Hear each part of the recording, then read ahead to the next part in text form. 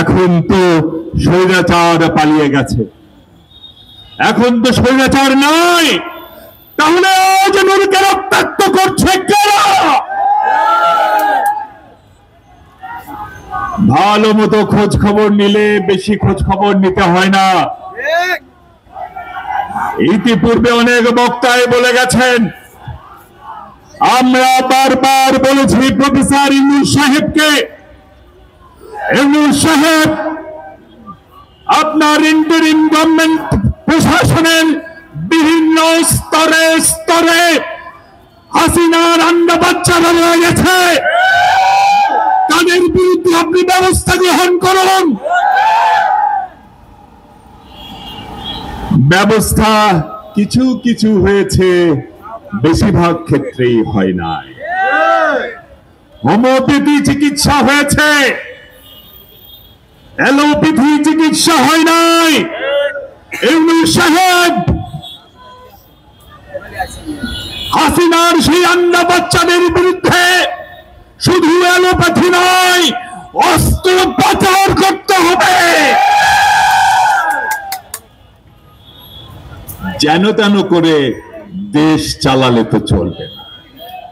সেদিন যদি আপনারা ব্যবস্থা গ্রহণ করতেন, আজকে নুরুর উপরে এই হামলা হলো না। এখানে আমরা যারা আছি, আমরা বিভিন্ন পলিটিক্যাল পার্টি করে আমাদের মধ্যে চিন্তা ভাবনার পার্থক্য আছে, আদর্শগত পার্থক্য আছে। আমরা পরস্পরের বিরুদ্ধে কথা বলি, এটি সত্য, এটাই তো গণতন্ত্রের সৌন্দর্য। কিন্তু একটি জায়গায় আমরা কিন্তু সব একমত, সেই বেনিটো মুসলিনি যিনি ফ্যাসিবাদ প্রতিষ্ঠা করে গেছেন, সেই ফ্যাসিজমের বাংলাদেশি সংস্করণ যিনি বাংলাদেশে চালু করেছিলেন, শেখ হাসিনা ওয়াজেদ কুখ্যাত রাষ্ট্রবিজ্ঞানী ম্যাকিয়াভেলির সুযোগ্য ছাত্রী শেখ হাসিনার বিরুদ্ধে বাংলাদেশের ক্রিয়াশীল তাবল রাজনৈতিক দল, গুটি কয়েক দুষ্কৃতিকারী দল ছাড়া আমরা সবাই একটা জায়গায়, এক এক শরীর, এক মন, এক রক্ত, এক কণ্ঠ। ফ্যাসিবাদের জায়গা বাংলাদেশে আর আমরা হতে দেব না। আর যারা বারবার বিদেশের মাটিতে বসে যারা বারবার বাংলাদেশকে নিজ রাডারে আনার স্বপ্ন দেখে, তাদের উদ্দেশ্যে বলতে চাই, বাংলাদেশ আর কখনোই পৃথিবীর অন্য কোন দেশের পুতুল খেলার পাত্র হবে না। জাতীয় পার্টি আপনারা সবাই জানেন, জাফর জালাল দীপালি সহ, প্রিন্স ইয়াহিয়া বাবলু সহ অসংখ্য শহীদের রক্তের বর্গের ছাত্র আন্দোলন গড়ে উঠেছিল। যে ছাত্র আন্দোলনের মুখে 1986 সালে এরশাদ যখন পালানোর কাউন্টডাউন শুরু হয়ে গিয়েছিল, ঠিক সেই সময় একজন মহিলা, কখনো তিনি তিলক পরেন, কখনো তিনি হিজাব পরেন, রহস্যময়ী এক মহিলা আগের দিন এরশাদের সাথে লাইনদার গিয়ে পরের দিন এসে এরশাদের আঙিনায় গিয়ে এরশাদের ক্ষমতা দীর্ঘায়িত করেছিলেন, এরশাদকে টিকিয়ে রেখেছিলেন। সেই থেকে জাতীয় পার্টি এবং আওয়ামী লীগ যে এক ফেমে বন্দী হয়েছে, তাদের সেই মধুর সম্পর্ক আর এখন পর্যন্ত শেষ হয় নাই। ভাইরা আমার, সেই সময় একটি সিগারেটের বিজ্ঞাপন ছিল, গোল্ডলিপ সিগারেটের বিজ্ঞাপন। তা হচ্ছে তামাক এবং ফিল্টার দুজনে দুজনার।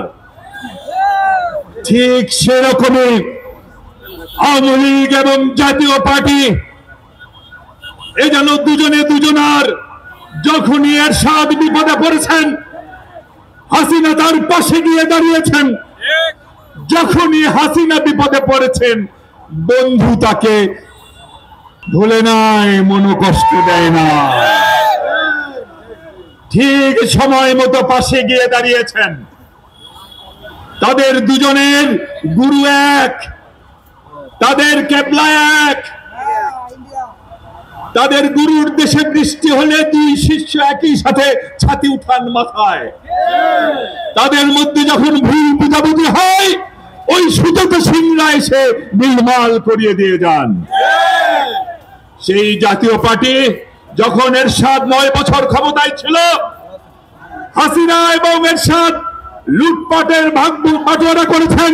আবার যখন হাসিনা ক্ষমতায় ছিলেন 15 বছর, এরশাদ জিএম কাদের সহ জাতীয় পার্টির এমপিরা কেউ কিন্তু হাসিনার লুটপাটের ভাগ থেকে বঞ্চিত হয় নাই ভাই। ভাইরাবার, তাই যে কথাটি বলতে চাই, জাতীয় পার্টি দুধে ধোয়া তুলসী পাতা নয়। হাসিনার বিচার যেমন হবে বাংলাদেশে, হাসিনার দোসর জাতীয় পার্টির বিচারও বাংলাদেশের মাটিতে হতে হবে। ওই কুখ্যাত রাশেদ খান মেনন আর হাসানুল হক ইনুদের বিচারও বাংলাদেশের মাটিতে হতে হবে, এটি স্পষ্ট কথা। ভাইরা আমার, কারা হামলা চালিয়েছে আপনারা সবাই দেখেছেন। আমরা দেখেছি একটি তদন্ত কমিটি হয়েছে, ভেরি গুড। তদন্ত কমিটি বেশি সময় লাগবার কথা নয়। ভিডিও আমরা সবাই দেখেছি, ভিডিও ফুটেজে কারা কারা নুরুর উপর হামলা করেছে। আমাদের 2 ভাই এখনো এখানে রক্তাক্ত, হুইল চেয়ারে এসেছেন। কারা তাদের উপর হামলা করেছে সমগ্র জাতি দেখেছে। যত তাড়াতাড়ি সম্ভব চিহ্নিত করে বিচারের ব্যবস্থা করুন, নইলে আমরা মঞ্চে আমরা কিন্তু প্রয়োজনে আমরা এক হয়ে আবার মাঠে নামবো। এবার আন্না বাচ্চা যা আছে,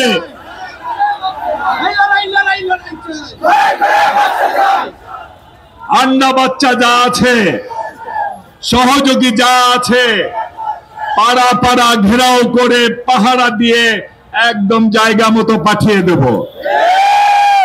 ঠিক আছে? অনেকেই অনেক স্বপ্ন দেখছেন, আমরা লক্ষ্য করছি। অনেকেই ভাবছেন আপা বুঝি আবার আইসা পড়বে। অনেকেই প্রস্তুতি নিচ্ছেন। স্বপ্ন দেখেন, স্বপ্ন দেখতে কিন্তু বাধা নেই, স্বপ্ন দেখতে পারেন। কিন্তু একটা কথা মনে রাখবেন, শেখ হাসিনা বাংলাদেশের রাজনীতিতে ক্লোজ চ্যাপ্টার, এই চ্যাপ্টার আর খোয়ার সুযোগ নাই।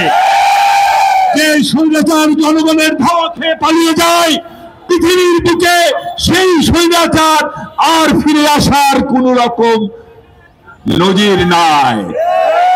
সুতরাং বাংলাদেশের রাজনীতিতে শেখ হাসিনা একটি মৃত অধ্যায়। বাংলাদেশের বঙ্গোপসাগরের যাবৎ জলরাশি এক রাতে শুকিয়ে যাবে, সেটি যেমন অসম্ভব, বাংলাদেশের রাজনীতিতে শেখ হাসিনার প্রত্যাবর্তন ঠিক তেমনি একটি অসম্ভব বিষয়। এই কথাটি যত তাড়াতাড়ি বুঝবেন তত ভালো আপনাদের। আবার আমার কোন ভাইয়ের শরীর থেকে, কোন জুলাই যোদ্ধার শরীর থেকে যদি রক্ত ঝরে, যারা রক্ত ঝরাবে তার গায়ে কি পোশাক আছে, কি রঙের পোশাক আছে, তা দেখবার টাইম কিন্তু আমাদের না।